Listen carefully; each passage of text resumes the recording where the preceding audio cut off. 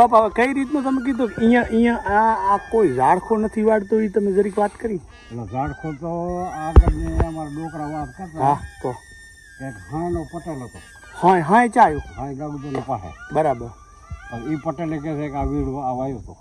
અચ્છા વાયો તો. હોય બરાબર ખીપડા સંગીત હતા બાવા તો પસાય છે. બરાબર બરાબર.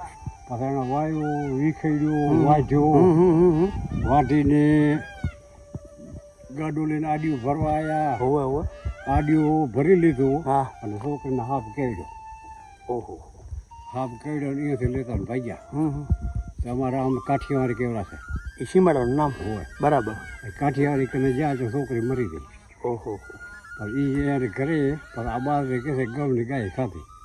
ઓહો. ત્યાં હજુ સુધી કઈ વાયું નથી.